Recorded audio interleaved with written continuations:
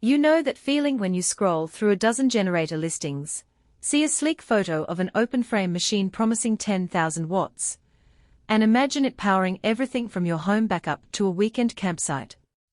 Then you get it, hook it up, and realize the outlets are in awkward places, the remote start stalls, or the fuel consumption is higher than you expected.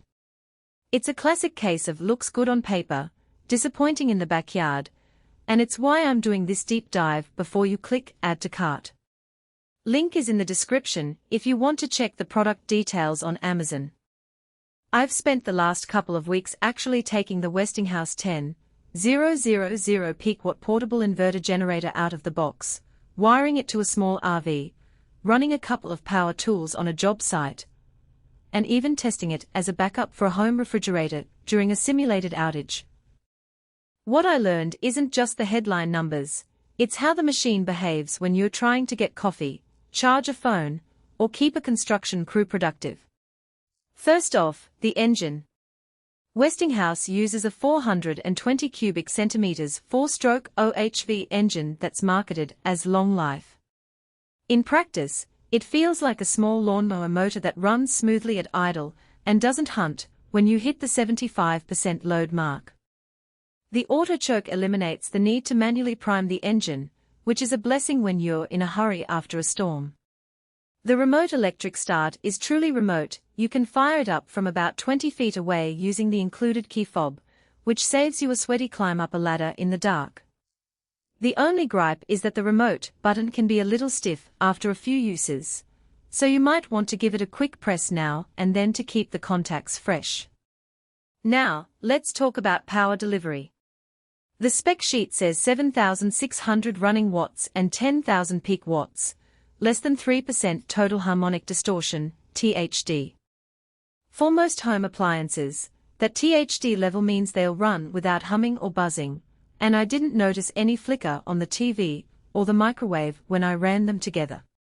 However, the peak figure is only achievable for a few seconds. It's the surge you get when you start a compressor motor.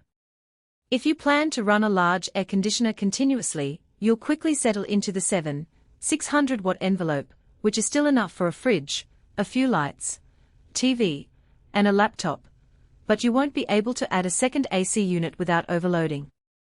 One of the practical strengths of this model is the outlet layout. Westinghouse fitted 4 GFCI protected 120V520R outlets plus a dedicated transfer switch reader receptacle. In a real-world setup, that means you can plug a standard 20-amp circuit breaker from your home panel into the transfer-ready outlet and power essential circuits lights, the furnace control board, and the refrigerator, without needing a separate transfer switch box. I set this up for a friend who lives in a flood-prone area, and the whole process took about 30 minutes with a standard 20-amp breaker and a few twists of a wrench. The GFCI protection gave me peace of mind when I ran a wet area grinder for a deck repair.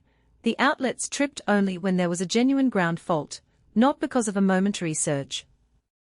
Fuel efficiency is another hidden trade-off. The generator runs on gasoline, and the fuel tank holds about 7 gallons. At half load, Westinghouse claims roughly 8 hours of runtime, and my own stopwatch confirmed about 7.5 hours before I needed to refuel. That's decent for a unit of this size, but keep in mind that a full 7,600 watt load will cut that time roughly in half. If you're planning on using it for an extended camping trip where resupply is scarce, you may want to factor in an extra fuel can or consider a propane-compatible model. Noise is often a deal-breaker for generators, especially if you live in a neighborhood with strict HOA rules. Westinghouse markets this as a quiet inverter generator, and while it's not whisper quiet, it sits around 68 dB at 25 feet, which is comparable to the sound of a dishwasher.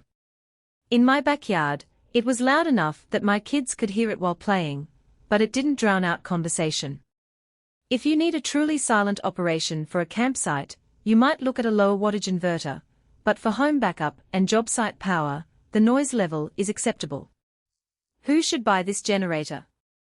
If you're a homeowner who wants a reliable backup for essential appliances, a small business contractor who needs portable power for tools, or an RV owner who values a hardwired transfer-ready outlet, this Westinghouse unit hits the sweet spot.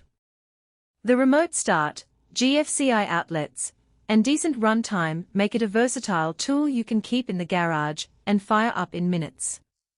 It also earns its 4.4-star rating by delivering consistent power without the hiccups that cheaper generators sometimes exhibit. Who should skip it?